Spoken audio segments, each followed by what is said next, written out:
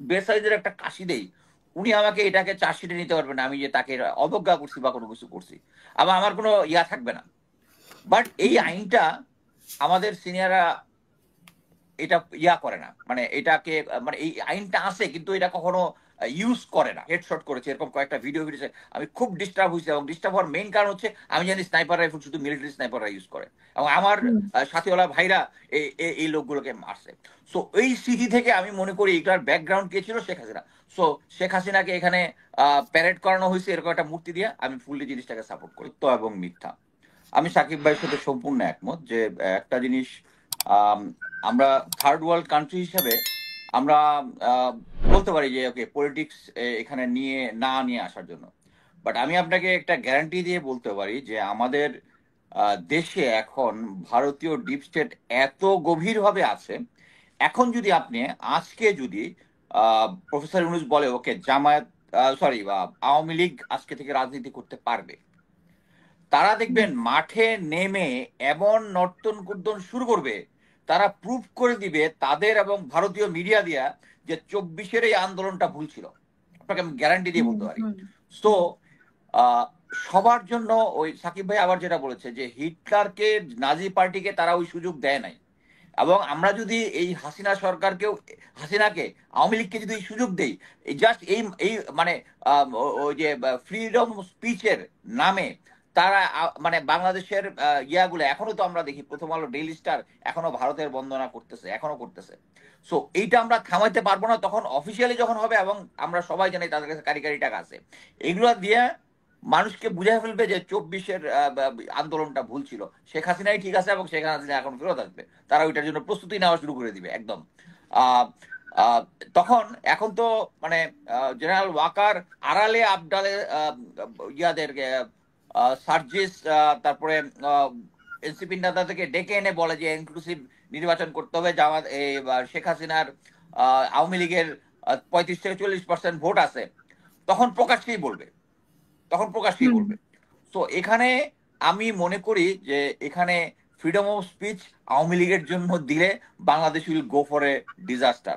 At the same time আমি আবার একটা জিনিস বলবো, সেটা হচ্ছে আমাদের সেনাবাহিনীতে একটা আইন আছে, সেটা হচ্ছে violation of good order and military discipline. ধারাটা আমার এই মুহূর্তে খেয়াল নাই। এর মানে হচ্ছে আমি যদি আমার অধিনায়কের সামনে একটু বেসাইজের একটা কাশি দেই, উনি আমাকে এটাকে চার্জশিটে নিতে পারবেন না আমি যে তাকে অবজ্ঞা করছি বা কোনো কিছু করছি, আবার আমার কোনো ইয়া থাকবে না। বাট এই আইনটা আমাদের সিনিয়ররা এটা ইয়া করে না, মানে এটাকে মানে এই আইনটা আছে কিন্তু এটা কখনো ইউজ করে না, unless it is very emergency, unless very emergency.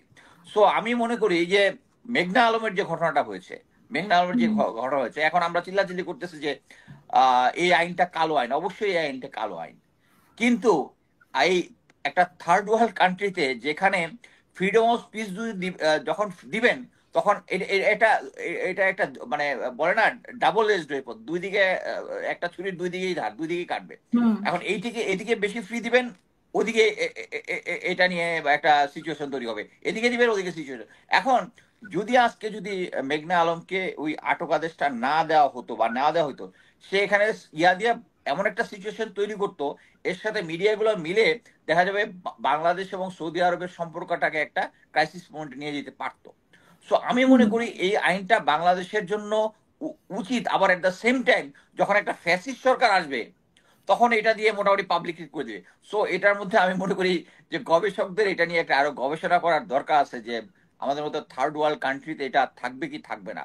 এই যেমন এখন আমি কিন্তু শেখ হাসিনার যে একটা মূর্তি বানিয়েছে, আমি এটা ফুললি সাপোর্ট করতেছি, ফুললি সাপোর্ট করতেছি। এবং যখন আমি দেখেছি যে এর আগের দিন এটা আগুন দিয়ে পুড়িয়ে দিয়েছে, তারপরে এখন কম সময়ের মধ্যে, সো আমাদের অ্যাকচুয়ালি স্টেট অফ মাইন্ডটা দুইভাবে বিভক্ত। এক পার্টি এখনো ওই শেখ হাসিনার জন্য যদি ওই মূর্তিটা যদি আসে তাহলে এটা নিয়ে তাদের ইয়া হবে, সো তারা একটা আগুন ধরাই দিচ্ছে। আবার এক পার্টি এই সত্যটাকে সামনে নিয়ে আসছে।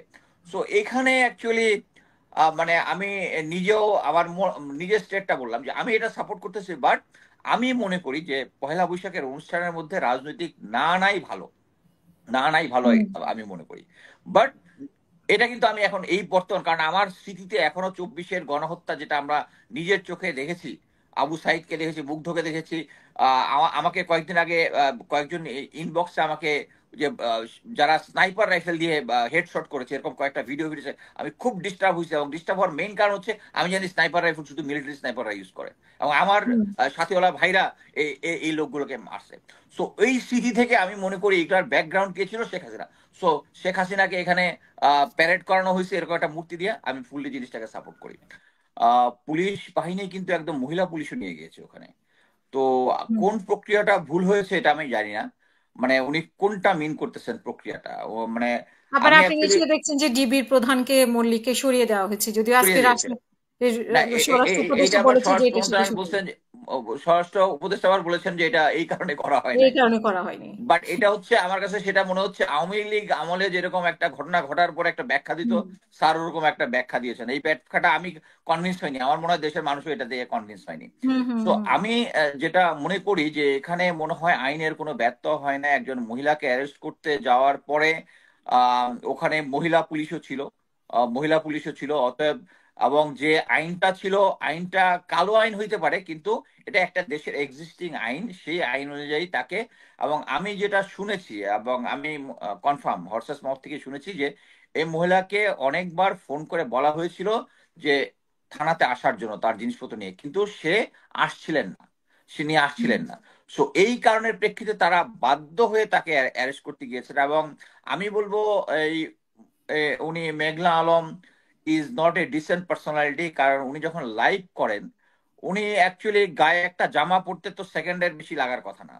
উনি হুম। যে সেমিজটা পরেছিলেন ওটা পরেই লাইভে চলে গেছেন। এটা এমন যদি হইতো কেউ তার মাথার মধ্যে একটা মানে ইয়া দিচ্ছে বা গান পয়েন্ট করে আসে, তার সময় ছিল না, এটা হচ্ছে তার নিজস্ব সময়। সে এই সেমিজটা পরে এসে অ্যাকচুয়ালি মানুষের সিম্পেথি করার চেষ্টা করছেন কিনা আমি জানি না, বাট উনি তো সিম্পেথি পান নাই। উনার এটা বুঝতে হবে যে বাংলাদেশে 93% মুসলমানের দেশে কেউ একজন নারী যদি ভিকটিম হয়, সবাই নারী ভিকটিমের পক্ষেই থাকে। কিন্তু উনি হুম। একটু সময় নিয়ে যদি জামাটা পরতেন পারতেন। আর এমন মানে যে সিচুয়েশনটা দেখা গেছে তাতে উনি জামাটা পরতে পারতেন না তা না। এইটা করার ফলে যেটা হয়েছে, আমার কাছে মনে হয়েছে যে উনি ম্যানিপুলেট করার চেষ্টা করেছেন।